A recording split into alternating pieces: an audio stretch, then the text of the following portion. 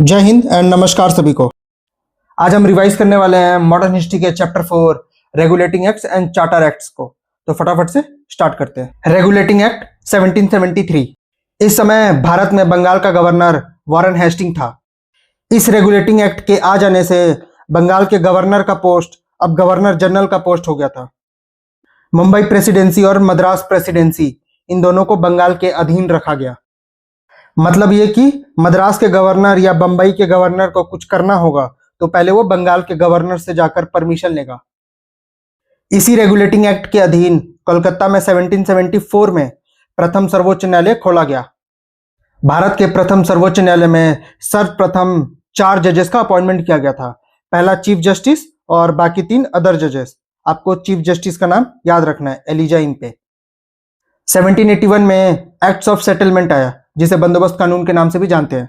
इस बंदोबस्त कानून को कोलकाता के सुप्रीम कोर्ट की शक्तियों को कम करने के लिए लाया गया था।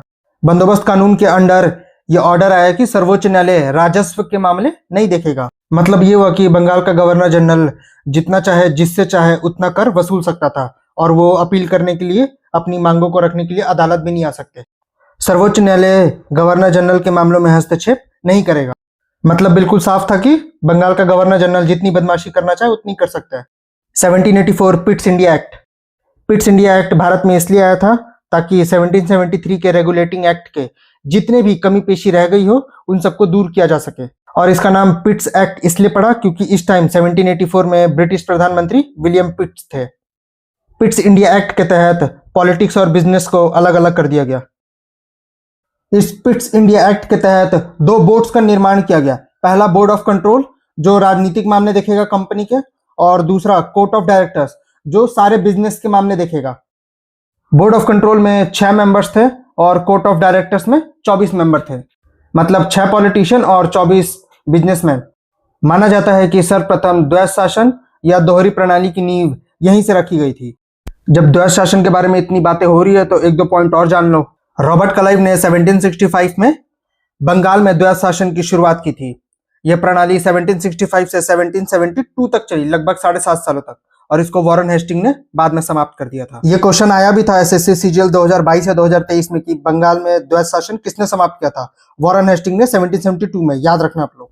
1919 में प्रांतों में द्वैध शासन लागू हुआ। उस समय भारत में करीबन 8 प्रांत थे, ओडिशा, बंगाल, मद्रास, ऐसे करके। और 1935 में केंद्र में भी द्वैध शासन आ गया। केंद्र मतलब दिल्ली में भी अब द्वैध शासन आ गया था। चलो अब टॉपिक पे आते हैं। Charter act 1793। इसमें ईस्ट इंडिया कंपनी को अगले 20 वर्षों तक संपूर्ण अधिकार दे दिए गए व्यापार करने के लिए। संपूर्ण अधिकार से मतलब ये कि ईस्ट इंडिया कंपनी के अलावा कोई और भी कंपनी भारत में आकर व्यापार नहीं कर सकती। और ईस्ट इंडिया कंपनी चाहे तो इलीगल या लीगल व्यापार दोनों तरीके से कर सकती थी। मतलब अपने मन से व्यापार कर सकती थी।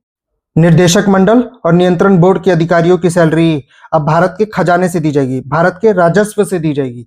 मतलब ये कि जो पिट्स इंडिया एक्ट के तहत 2 बोर्ड बनाए गए थे, बोर्ड ऑफ कंट्रोल और बोर्ड ऑफ डायरेक्टर्स, इनके अंदर जो भी मेंबर्स थे ना, इनकी सैलरी पहले ब्रिटेन से आती थी, अब ये भारत के खजाने से दी जाएगी। भारत में अफीम पैदावार करने की आजादी और भारत से चीन भेजने की स्वीकृति प्रदान कर दी गई इन्हें अवैध रूप से।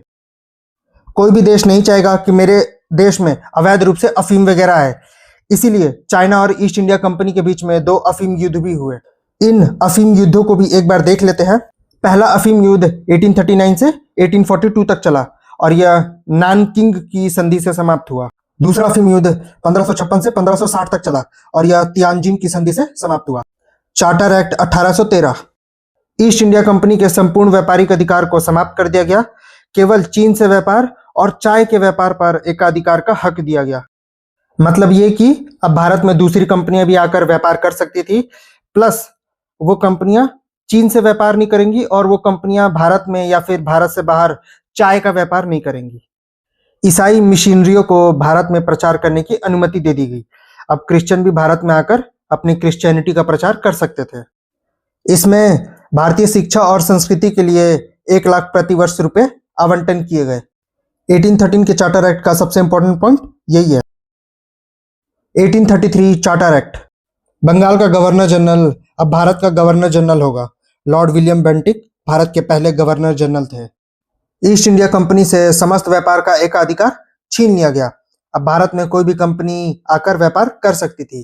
जो पहले ईस्ट इंडिया कंपनी के पास चाइना से व्यापार और चाय के व्यापार का एकाधिकार था ना, उसको भी अब समाप्त कर दिया गया। अब कोई भी कंपनी चीन से और चाय का व्यापार कर सकती थी। 1834 में एक विधि आयोग का गठन किया गया। अध्यक्ष लॉर्ड मैकाले ये विधि आयोग के पहले अध्यक्ष थे, नाम याद रखना आप लोग। 1853 चार्टर एक्ट, कानूनी संबंधी जो भी प्रस्ताव पारित होंगे उसमें गवर्नर जनरल की अनुमति आवश्यक है। अब जो बोलूंगा उसको थोड़ा ध्यान से समझना। 1773 में रेगुलेटिंग एक्ट के तहत बंगाल का गवर्नर अब बंगाल का गवर्नर जनरल होगा। तो ये जो बंगाल का गवर्नर जनरल था ना, इसकी हेल्प करने के लिए एक परिषद का निर्माण किया गया था।